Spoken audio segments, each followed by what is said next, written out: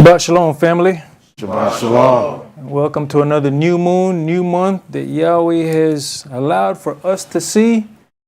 We're getting ready to begin shortly on the next month. We'll be getting ready to get into our holy days. But before we get to that, we still have unleavened cleaning to get done. So time is ticking away and getting shorter and shorter. But on this evening, we're going to actually go over the new moon again because it's come to my attention that, like Elder said in his prayer, there's a lot of people walking in this culture but have no understanding that the new moon is a commanded gather. Yahweh commanded for us to gather on the new moons. This is not something that the UCI is doing just because we feel like getting together.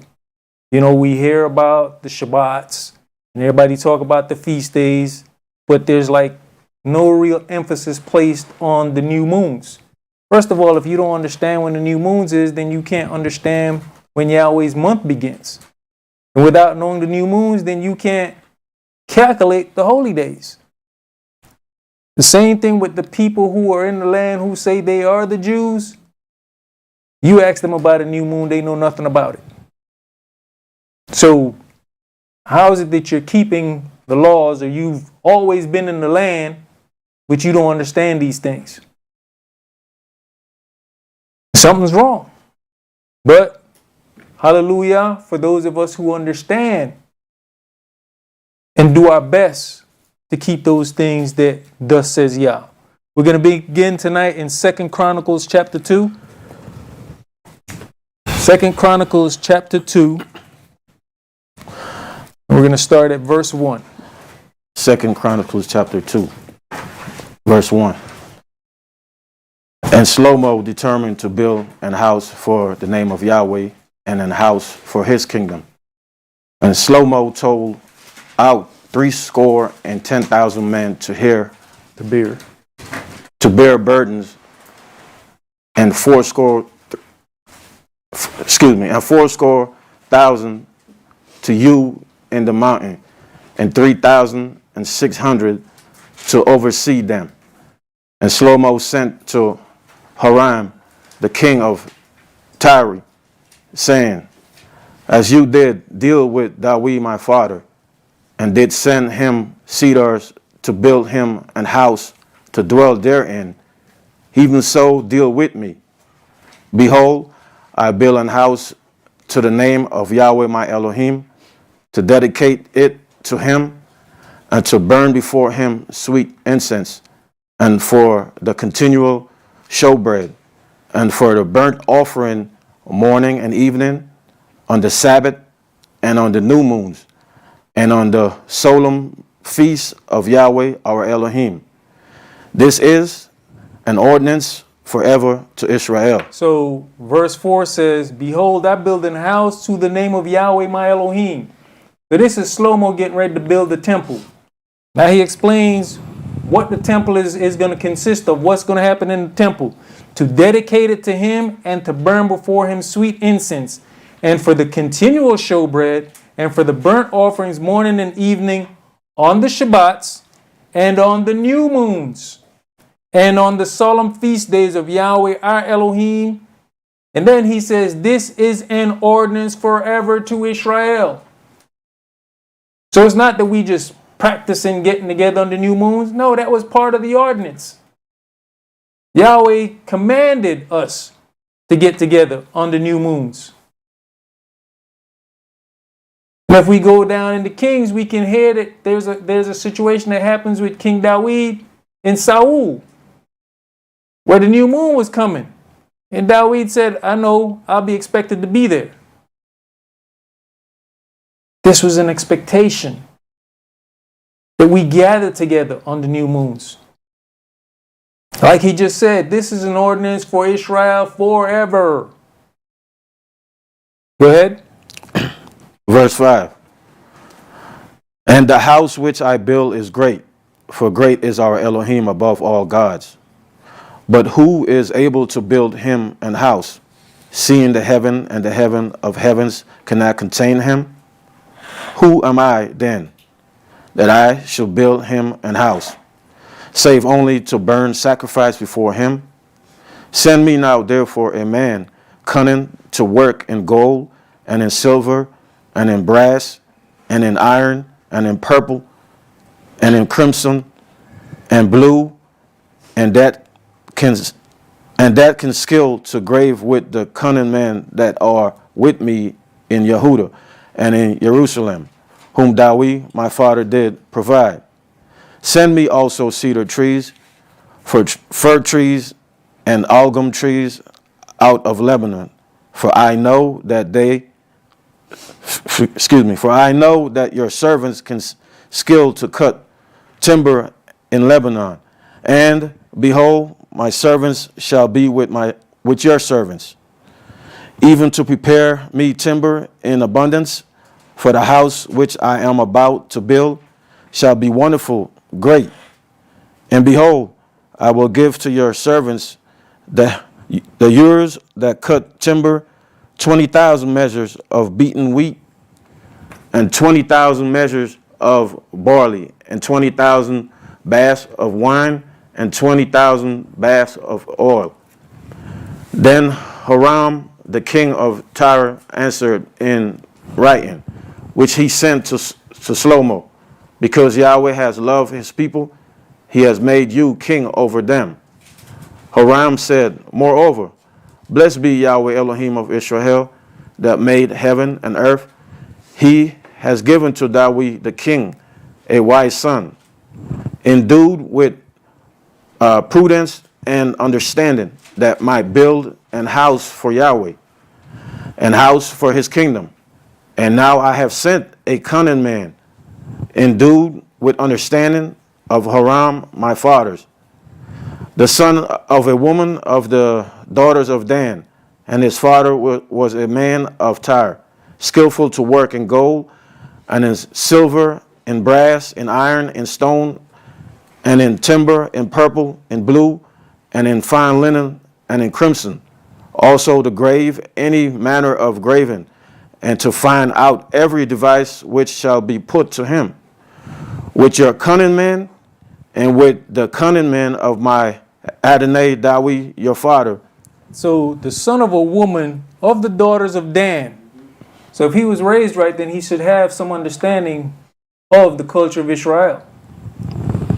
So they ain't just send anybody in there to do this stuff. Go ahead. Now therefore the wheat and the barley and the oil and the wine, which my Adonai has spoken of, let him send unto his servants, and we will cut wood out of Lebanon, as much as you shall need, and we will bring it to you in floats by sea to Joppa, and you shall carry it up to Jerusalem. And Shlomo numbered all the strangers that were in the land of Israel, after the numbering wherewith Dawi his father had numbered them. And they were found 150,000 and 3,600. All right, my brother. Let's go to Ezra chapter 3. Ezra chapter 3, and we're going to read verses 1 through 6. That's the book of Ezra chapter 3. Ezra chapter 3. And when the 7th month was come, and the children of Israel were in the cities, the people gathered themselves together as one man to Jerusalem. So right here, the first thing it says, and when the 7th month was come. How do they know when the 7th month come?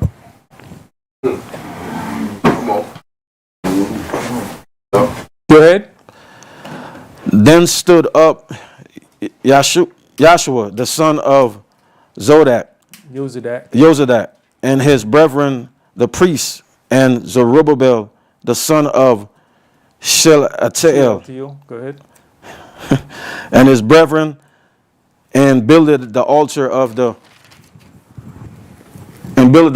Elohim of Israel, to offer burnt offerings thereon, as it is written in the law of Moshe, the man of Elohim. And they set the altar upon his bases. For fear was upon them because of the people of those countries, and they offered burnt offerings thereon unto Yahweh, even burnt offerings morning and evening. They kept also the Feast of Tabernacles, as it is written, and offered the daily burnt offerings by number according to the custom as the duty of every day required. And afterward offer the continual burnt offering, both of the new moons and of all the set feasts of Yahweh that were concentrated, and of every one that willingly offered a free will offering unto Yahweh. From the first day of the 7th month began they to offer burnt offerings unto Yahweh. But the foundation of the temple of Yahweh was not yet laid.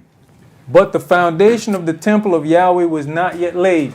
But we see that they're still keeping in the ordinances. They're still keeping what Yahweh said to do. They're still keeping the new moons. So if we take the excuse if we're not in our land, that's why we can't do those things. These people are doing it.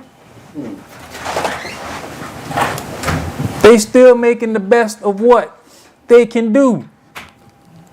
Verse 3 said, and they set the altar upon his bases, for fear was upon them because of the people of those countries. But they still did what they had to do. Once again, new moon is not something that we desire to just get together and hang out. It is a commanded gathering. No temple. Foundation of the temple isn't there, but they're still keeping the Sabbaths, the new moons, the feast days, the best they can. And that's all Yahweh's requiring for us, is that we do the best we can. We're not perfect, but we can give it a perfect try.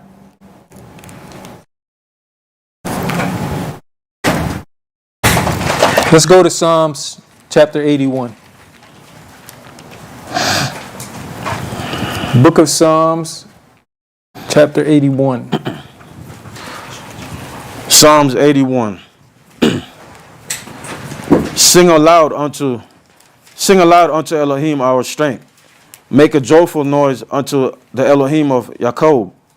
Take a psalm and bring hither the timbrel, the pleasant harp with the psaltery. Blow up the trumpet in the new moon, in the time appointed on our solemn feast day. For this was a statute for Israel and a law of Elohim of Jacob. Here we go again. It says, blow up the trumpet in the new moon. What is the purpose of the trumpet? To gather the people. So you blow on the trumpet in the new moon to gather the people in the time appointed on our solemn feast days. For this was a statute for Israel and a law of the Elohim of Jacob. This is a statute from Yahweh. That's the Elohim of Jacob, right? Okay, so this was a statute from Yahweh that we're supposed to do these things. This was not a suggestion. This is commanded.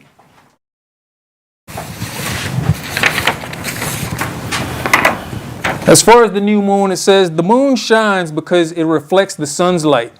At times, our moon reflects so much light that it makes viewing parts of the night sky challenging. Our moon's shape doesn't really change. It only appears that way. The amount of moon that we see as we look from Earth changes in a cycle that repeats about once a month, 29.5 days. The relative positions of our sun, Earth, and moon causes these changes. And what did it say here in 81? Psalms chapter 81. Let's go back here. Blow up the trumpet in the new moon in the time appointed. We also have to be looking at the moon in order to understand what the time appointed is. That's the seasons. As our moon orbits around Earth, the side facing the sun is always illuminated.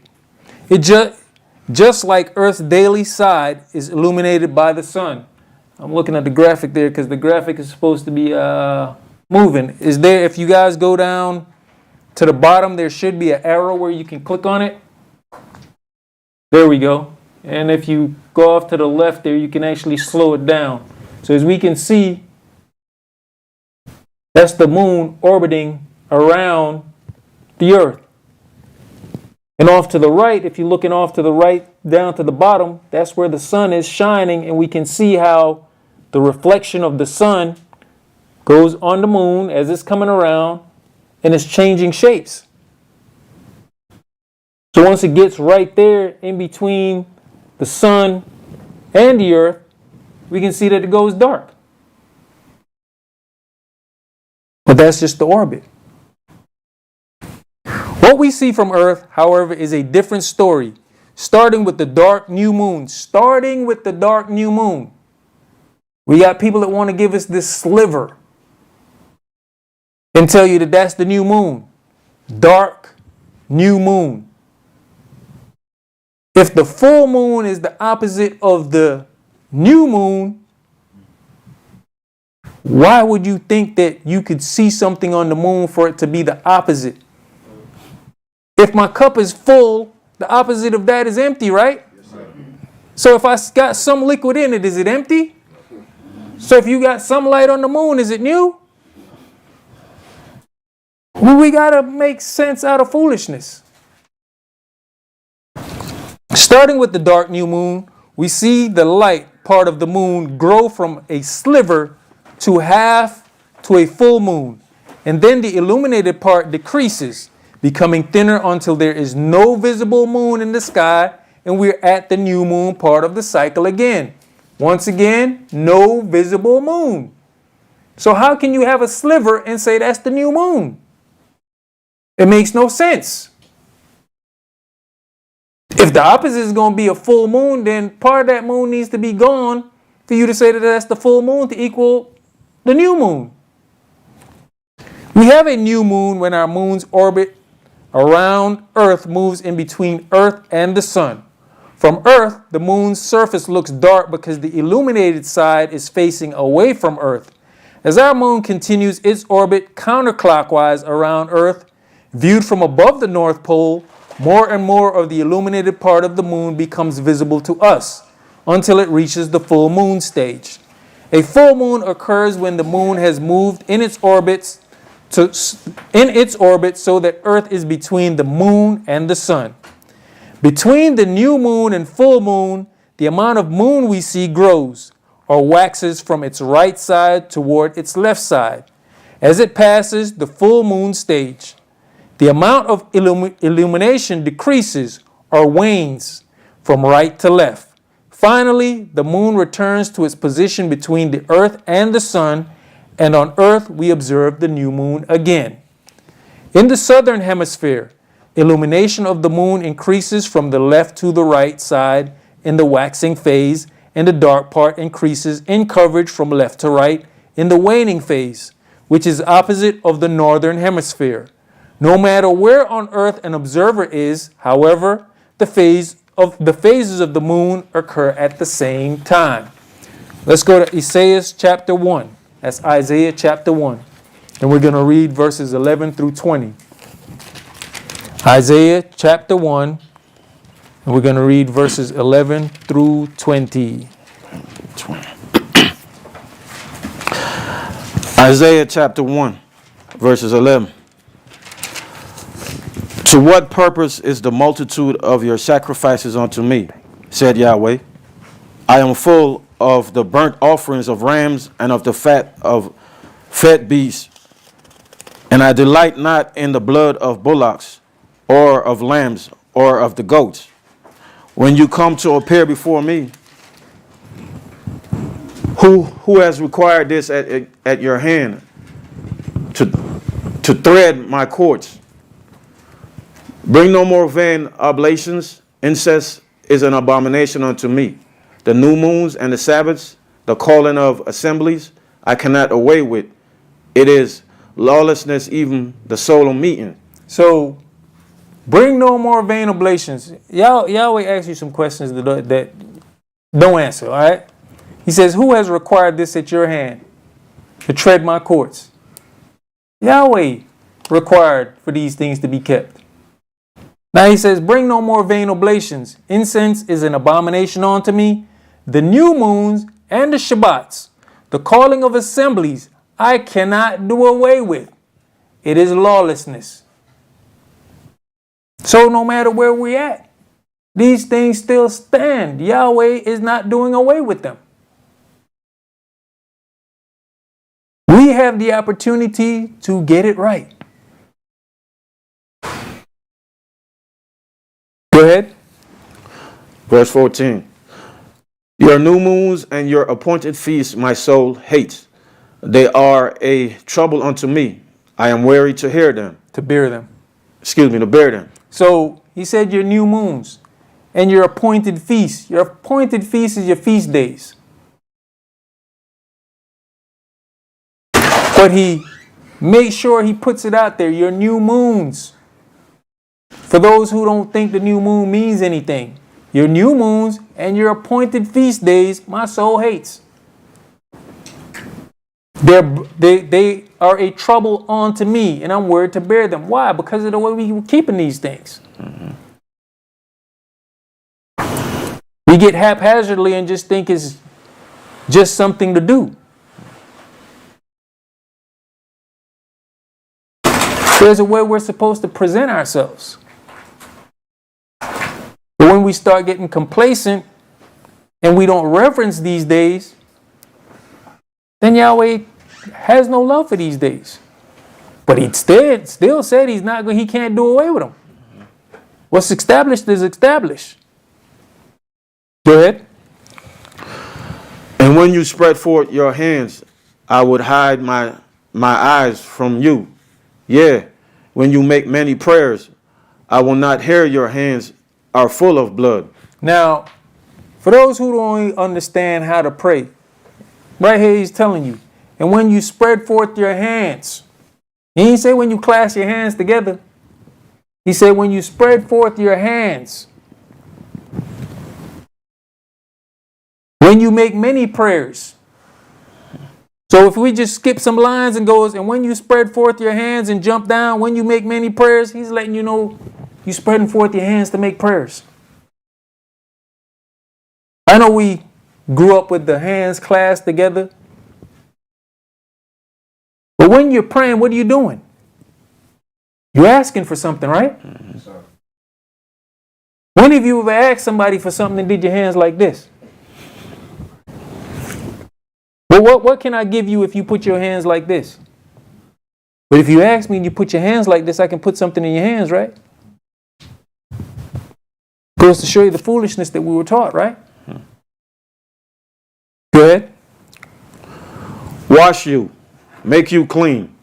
Put away the evil of your doings from before mine eyes. Cease to do evil. Learn to do well. Seek judgment. Relieve the oppressed. Judge the fatherless. Plead for the widow. Come now, and let us reason together, said Yahweh. Though your sins be as scarlet, they shall be as white as snow. Though they be red like crimson, they shall be as wool. If you be willing and obedient, you shall eat the good of the land. But if you refuse and rebel, you shall be devoured with the sword. For the mouth of Yahweh has spoken it. All right.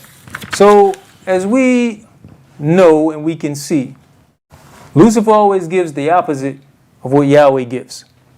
Yahweh gave us the seventh day to worship. All right? That's the day of rest. The Shabbat is the seventh day. Lucifer's turned around and gave what? The first day, which is the opposite. We look at them, they look like they're close, but they're opposite. Yahweh gave us the new moon. Now let's think about all the things that we hear happens on the full moon. Is that not the opposite of the new moon? Yes, sir. Come on. So we got that opposite again. I know we don't stop and think about it. The full moon is always an incredibly potent time. This is not Kish saying this. This is something I read in an article, and I chose not to put the article because I don't want nobody to go there and spend too much time on this foolishness. The full moon is always an incredibly potent time for magic, divination, and spiritual practices of all kinds. Take advantage of Luna's culmination energy by performing any of these easy full moon spells and rituals. Y'all remember what we were told, what happened on the full moon? Werewolves come out and witches come out and all this stuff. Is that not the opposite of Yahweh's day? What Yahweh gave us? You don't need expensive tools or accessories in order to make your ritual a powerful one. In fact, it's often the simplest rituals that invite the most love and abundance into your life. Every month we're influenced by all 8 phases of the moon, while new moons are a time to set an intention and embrace a new beginning. Isn't that what the new moon is? A new month. How do we not understand these things? But the sorcerers and the magicians and all them people understand that it's a new beginning. Full moons mark a time of endings, release, and renewals. Once again, this is not my words. All right? New moon and full moon difference. The difference between the new moon and the full moon is that the new moon happens when the moon is between the sun and the earth. And during a new moon, it is as if it doesn't exist at all, as we can't even see it from Earth, whereas the full moons are when the sun and the moon are aligned on opposite sides of the earth. I think if you press this one also, like the one before, you should be able to see some type of movement on that one as well. So if we look at this one as it's going around, it's going to pause. And you see what it's saying? Springtime.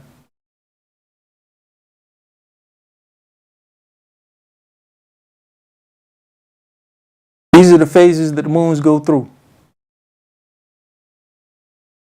See, the sun is off to the right.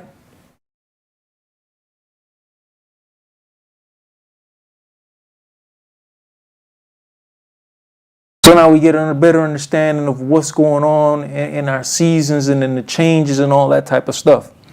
The moon is 100% lit up by the light of the sun.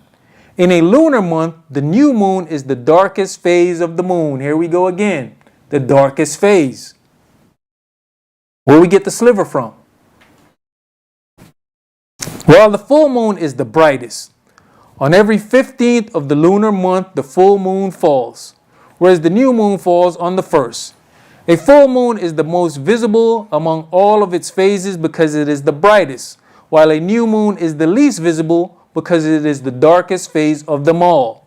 The full moon is the brightest when it is in the position to catch the most sunlight and can be illuminated by it. On the other hand, the new moon only receives light from other stars and shines very dimly. Let's go to Genesis chapter 1. Genesis chapter 1, and we're going to read verses 14 through 18.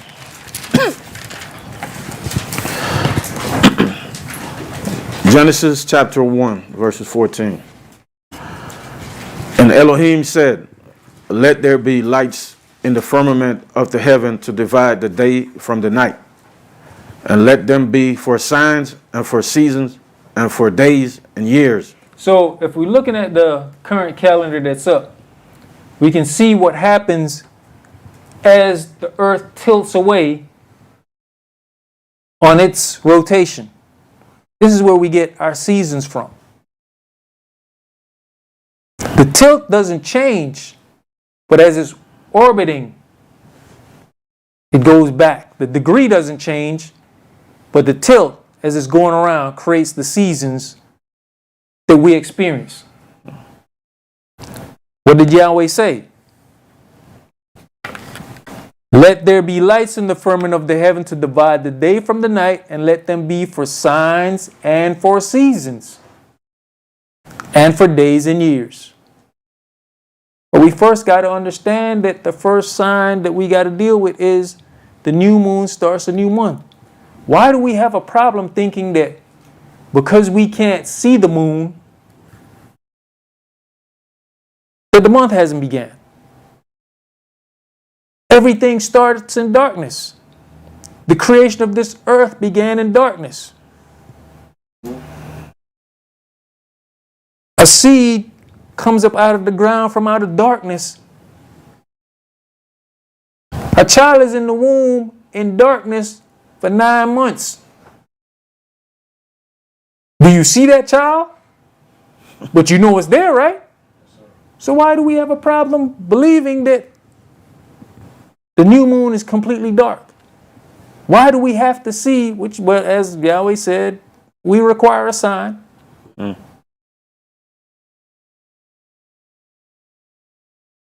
Everything began in darkness. The cycle has not changed. Go ahead.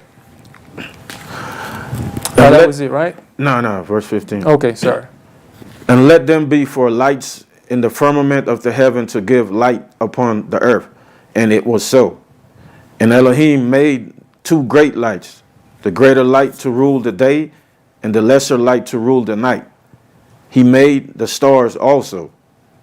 And Elohim set them in the firmament of the heaven to give light upon the earth, and to rule over the day and over the night, and to divide the light from the darkness. And Elohim saw that it was good. That's it. All right. All right, my brother. Psalms chapter 104 and verse 19 states, He appointed the moon for seasons. The sun knows his going down. Let's go to Hosea chapter 2. That's Hosea chapter 2. And we're going to read verses 1 through 13. And after that, we're going to go enjoy our new moon.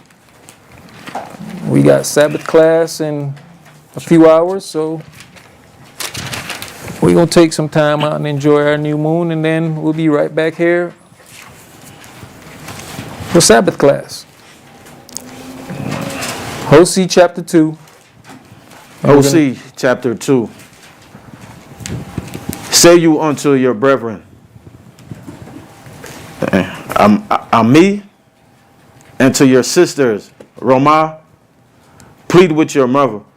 Plead, for she is not my wife, neither am I her husband. Let her therefore put away her whoredoms out of her sight, and her adulteries from between her breasts. Lest I strip her naked, and set her as in the day that she was born, and make her as a wilderness, and set her like a dry land, and slay her with thirst. And I will not have mercy upon her children, for they be the children of whoredoms. For their mother has played the harlot.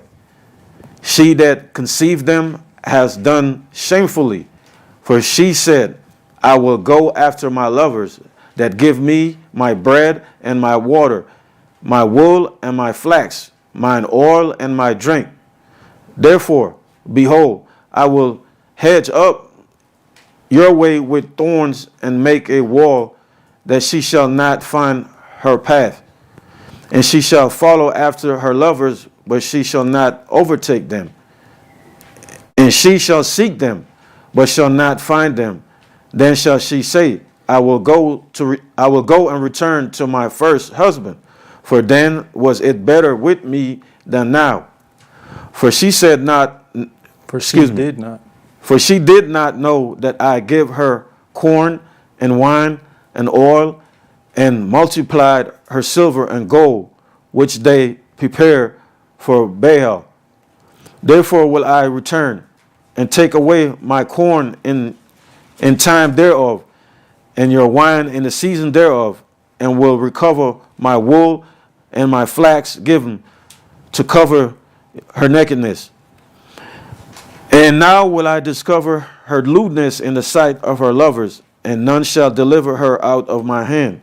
I will also cause all of her mirth to cease, her feast days, her new moons, and her Sabbaths, and all her solemn feasts. So when we get to the point of this seeming like it's a new thing, understand what Yahweh said. This is why we're backing into this and we're relearning a lot of stuff. Yahweh said, I will also cause all her mirth to cease, her feast days, her new moons, and her Shabbats, and all her solemn feast days.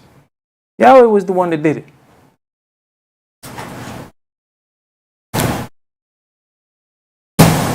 But hey, be thankful that we are a part of those who understand what is required of us. And we're giving that heartfelt attempt to do the things that was commanded to the children of Israel. Go ahead. And I will destroy her vines and her fig trees, whereof she has said, there are my rewards these are my rewards that my lovers have given me, and I will make them a forest, and the beasts of the field shall eat them. And I will visit upon her the days of Balaam, wherein she burned incense to them. And she decked herself with her earrings and her jewels, and she went after her lovers and forgot me, said Yahweh. All right, that's all we're going to do for this evening. Everybody enjoy your new moon. Shabbat shalom. Shabbat shalom.